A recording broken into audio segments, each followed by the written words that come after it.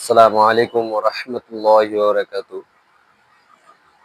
আজকে এই ভিডিওটা করার উদ্দেশ্য হচ্ছে আমার প্রিয় সম্মানিত আ ভাই ও বোনেরা, আমি কিছু জিনিস বলতে চাই যে এটা আসলে না বললে নয়।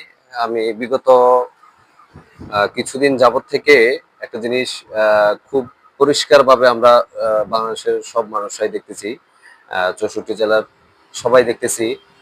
সো বিষয়টা হচ্ছে নোয়াখালী এবং কুমিল্লা নিয়ে যে বিভাগ দাবির যে ঘোষণা করা হয়েছে মহাসম্মেলন ঢাকা প্রেস ক্লাবের সামনে। সো বিগত ১ সপ্তাহ বা তারও বেশি সময় থেকে আমাদের যদিও আমি একজন নোয়াখালীর সন্তান, কৃতি সন্তান। তো সেক্ষেত্রে হচ্ছে আমি বলব না যে আমি আ বড় কোনো ব্যক্তি, হ্যাঁ? বড় কোনো পোস্ট পদবিতে আছি। বিষয়টা তা না। বিষয়টা হচ্ছে খুবই সিম্পল। আমিও একজন সাধারণ জনগণ।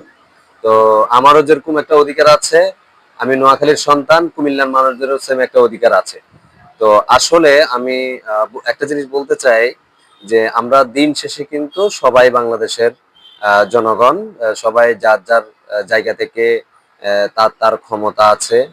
আ সব জায়গাতে আমাদের উপদেষ্টারা আছে কুমিল্লা এবং নোয়াখালীর। তো একটা বিষয় না বললে নয়। আ আসলে কিছু বিষয় গতকালকে রাত্রে বা সন্ধ্যায় ঘটে যাওয়া বিষয়গুলো আসলে আমি উল্লেখ আ বা বলার চেষ্টা করতেছি। আসলে এই জিনিসটা আমার কাছে খুবই খারাপ লাগছে।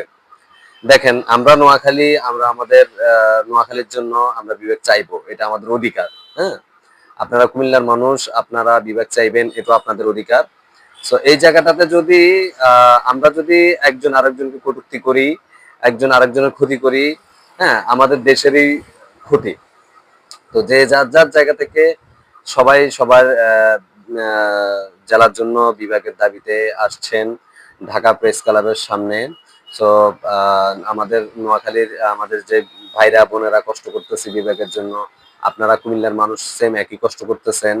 আ আমরা সবাই আমি সবাইকে সম্মান জানাই একটা কথা বলতে চাই যে বিশেষ করে কুমিল্লাকে বলতে চাই যে যে ঢাকা-চিটাগং হাইওয়ে এটা আসলে সরকারি রাস্তা, সরকারি আসবাবন, সরকারি গাড়িগুলা চলাচল করে।